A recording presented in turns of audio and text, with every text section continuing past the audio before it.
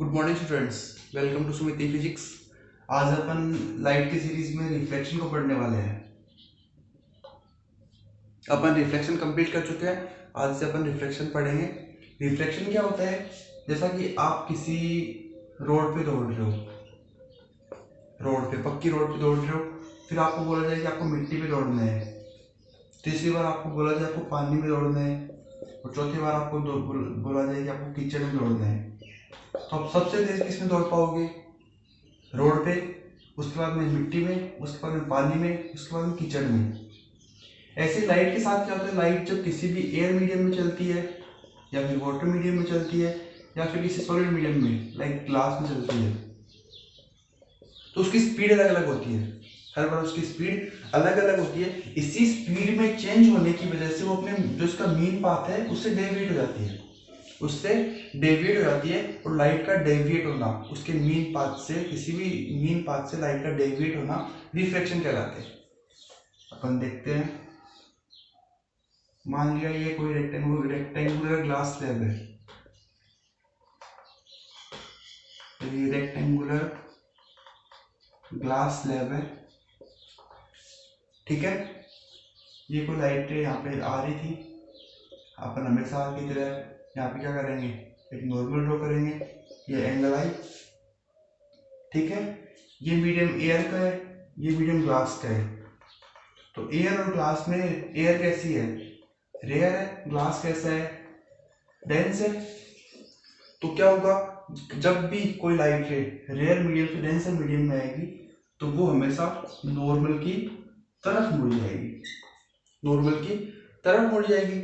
और इसी को अगर अपन आगे देखें, इस कंडीशन में ये एंगल मान लिया आर है, तो ये एंगल भी आर होगा, क्योंकि दोनों के पैरेलल है। और ये कौन सा एंगल बन रहे हैं? अल्टरनेट एंगल बन रहे हैं, ठीक है।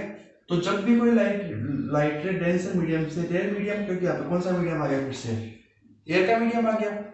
तो जब भी कोई लाइट रे डेंसर से रेयर मीडियम में आती है, तो क्या होती है? नॉर्मल से दूर जाती है, नॉर्मल से दूर जाती है। ये लाइट का, ये किसी भी लाइट रे का अपने मीन पाथ से डेविएशन, किसी भी लाइट रे का अपने मीन पाथ से डेविएशन क्या कहलाता है?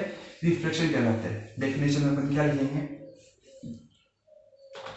यहाँ पर लिखेंगे, bending of a light ray from its mean path due to change in speed of light, या फिर due to change in medium is called refraction,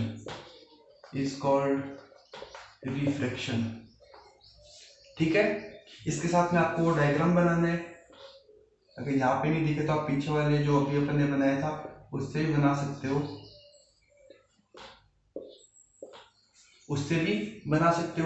तो इसके भी लो होते हैं, रिफ्लेक्शन के भी लो होते हैं। और रिफ्लेक्शन का फर्स्ट लो क्या होता है कि साइन आई, अपन 9th क्लास में पढ़ चुके हैं, या फिर 10th क्लास में 8th चैप्टर ट्रिग्नोमेट्री में पढ़ेंगे कि sine of i incident angle upon sine of reflected angle r का जो ये रेशियो होगा वो क्या होगा?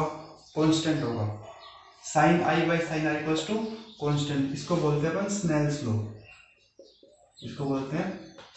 लॉ, और ये क्या होता है? लॉ ऑफ रिफ्लेक्शन होता है। ये क्या होता है? लॉ ऑफ रिफ्लेक्शन होता है। दूसरा तो अपन वही सिंपल सा पढ़ेंगे, इंसिडेंट रे, नॉर्मल और रिफ्लेक्टेड रे दोनों एक ही पॉइंट पे होते हैं। Incident ray, normal and reflected ray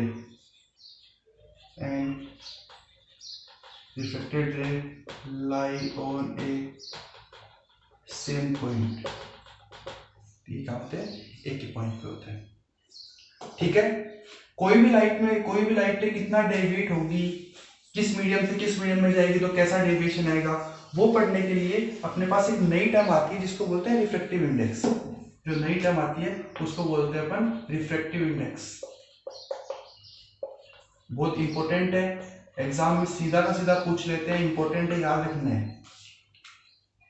refractive index क्या होता है? कि अपन देखते हैं कि लाइट रे किसी भी मीडियम वन में जा रही है, लाइट रे किसी भी मीडियम वन में जा रही है, और लाइट रे मीडियम वन से लाइट रे मीडियम टू के अंदर ट्रेवल कर रही है। ये मीडियम वन है, ये मीडियम टू है, तो इसके अंदर ये यहाँ से यहाँ पे ट्रेवल कर रही है। ठीक है, तो इस मीडियम में लाइट की स्पीड अलग होगी, इस मीडियम में लाइट की स्पीड अलग होगी। लाइट की स्पीड का ये जो रेशियो है इसी को क्या बोलते हैं, रिफ्रैक्टिव इंडेक्स बोलते हैं। लाइट की स्पीड का ये जो रेशियो है इसी को क्या बोलते हैं, रिफ्रैक्टिव इंडेक्स बोलते हैं। इसको बोलेंगे ratio of speed of light, ratio of speed of light in different mediums is called refractive index, is called refractive index। Air का रिफ्रैक्टिव इंडेक्स कितना होता है, 1.0003 होता है। इसको अपन कितना लेके चलते हैं, हमेशा 1 लेके चलते हैं। वाटर का रिफ्रैक्टिव इंडेक्स 1.33 होता है, और ग्लास का रिफ्रैक्टिव इंडेक्स, ये तीन तो आप याद रख लेना, ग्लास का रिफ्रैक्टिव इंडेक्स 1.5 होता है। ठीक है, रिफ्रैक्टिव इंडेक्स अपन बेसिकली किसके रेस्पेक्ट में निकालते हैं, हमेशा वैक्यूम के रेस्पेक्ट में निकालते हैं। किसके रेस्पेक्ट में निकालते हैं, वैक्यूम के रेस्पेक्ट में निकालते हैं। और कैसे करते हैं, refractive index nu, refractive index nu, या फिर इसको एन से भी शो करते हैं, is equals to speed of light in vacuum, speed of light in vacuum upon v. V का मतलब है speed of light in medium, speed of light in medium. इसको अगर अपन लिखना चाहे तो अपन लिखेंगे, ये लिखना है आपको। इसके बाद में रिफ्रैक्टिव इंडेक्स को अगर अपन जो जनरली निकालते हैं, कैलकुलेट करते हैं, वो कैसे कैलकुलेट करते हैं वो लिखने के लिए अपन क्या लिखेंगे, refractive index equals to speed of light in vacuum, ठीक है, upon speed of light in medium, speed of light in medium. तो ये क्या होता है, n equals to c by v होता है। बीटा रिफ्रैक्टिव इंडेक्स को शो करता है, c लाइट की स्पीड को शो करता है, v मीडियम में लाइट की स्पीड को शो करता है।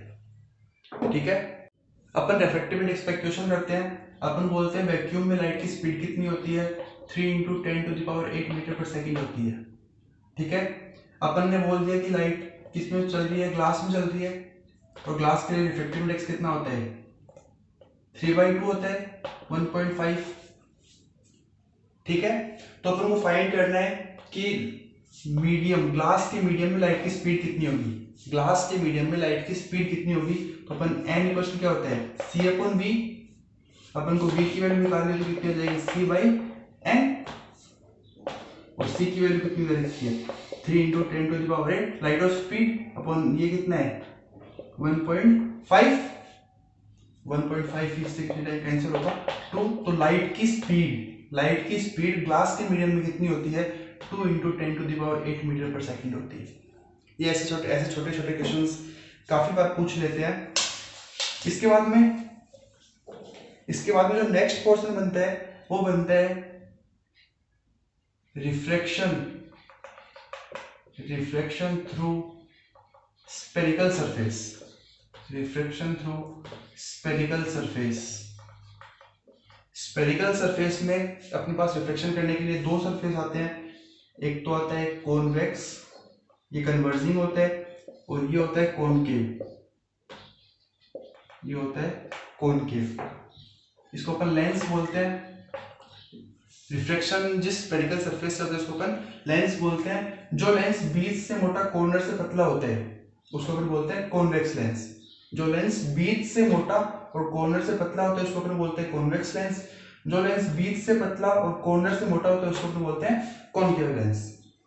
ठीक है, कॉनकेव लेंस कैसे नेचर का होता है, कन्वर्जिंग नेचर का होता है, कन्वर्जिंग नेचर का होता है। और ये कैसे नेचर का होता है, डाइवर्जिंग नेचर का होता है, इसमें लाइट रे डाइवर्ज होती है। ठीक है, अगर अपन कॉन्वेक्स की डेफिनेशन लिखना चाहे तो अपन लिखेंगे कॉन्वेक्स की डेफिनेशन, कॉन्वेक्स लेंस अपन लिखेंगे this is a converging lens. This is a converging lens which is thick from middle and thin from corners. Thin from corners. ठीक है, इस अगर अपन यही डेफिनेशन कॉनकेव के लिए लिखेंगे,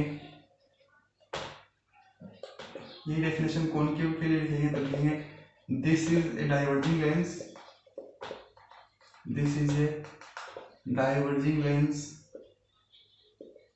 which is thin from middle and thick from corners. ठीक है, इसके बाद में इसकी डेफिनेशंस आती है, इसके बाद में इनकी डेफिनेशंस आती है जो अपन ने उसके अंदर पढ़ी थी मिरर के अंदर, सेम वैसी डेफिनेशन आती है। पहली डेफिनेशन जो पोल पढ़ी थी, यहाँ पे पोल को अपन ऑप्टिकल सेंटर बोलते हैं, यहाँ पे पोल को अपन ऑप्टिकल सेंटर बोलते हैं। अपन बोलेंगे लेंस का जो सेंटर पॉइंट है उसको अपन क्या बोलते हैं, ऑप्टिकल सेंटर बोलते हैं। तो हम बोलेंगे centre point of lens is called optical centre.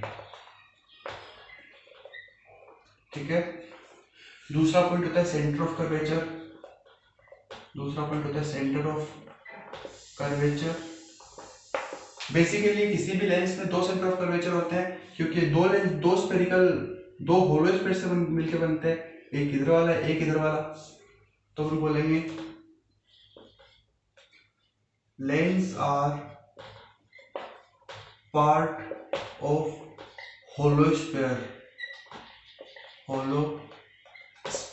And centre of that spheres is called center of curvature, center of curvature।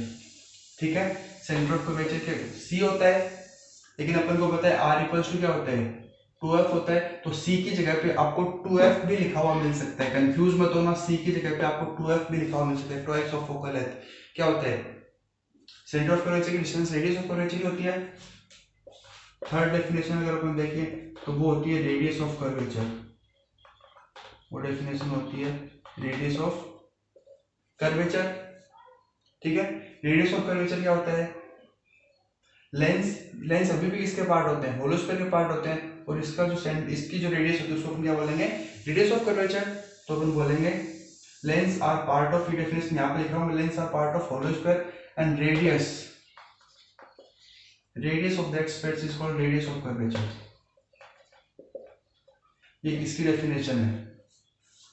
ठीक है, इसके बाद में नेक्स्ट डेफिनेशन पढ़ेंगे अपन प्रिंसिपल फोकस की। इसके बाद में नेक्स्ट जो डेफिनेशन पढ़ेंगे वो अपन पढ़ेंगे प्रिंसिपल फोकस की।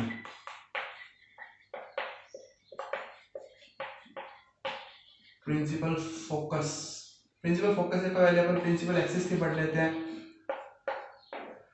जो centre of curvature optical centre से पास हो, वो इमेजिनरी लाइन जो सेंटर ऑफ कर्वेचर और ऑप्टिकल सेंटर से पास हो उसको अपन क्या बोलते हैं, प्रिंसिपल एक्सिस बोलते हैं। तो अपन बोलेंगे दैट इमेजिनरी रे which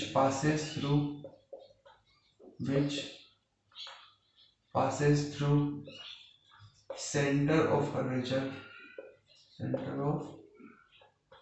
curvature and optical center is called principal axis,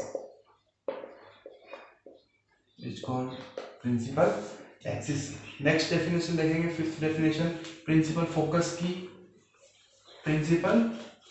की मिरर की डेफिनेशन में अपन ने बोला था,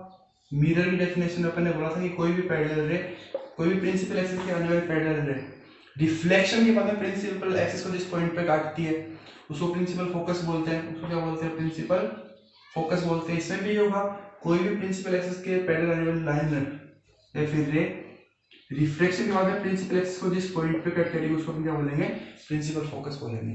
अपन लिखेंगे a ray parallel to principal axis intersect principal axis after reflection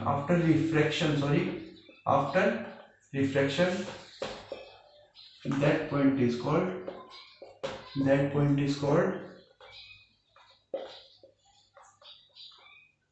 principal focus।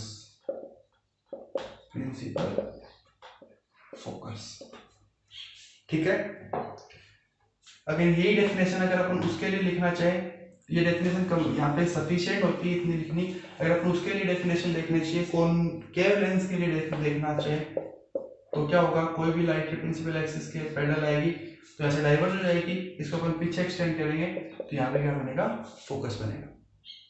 ठीक है, इसके अगर आप लिखना चाहो तो आप लिख सकते हो कि principal axis a ray parallel to principal axis diverge from concave lens after refraction and that extended point on principal axis intersect principal axis is called principal focus। ठीक है, नेक्स्ट डेफिनेशन होती है फोकल लेंथ की, तो अपन बोलेंगे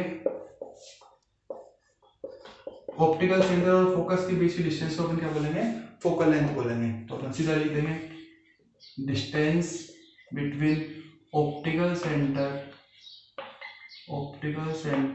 and focus is called focal length।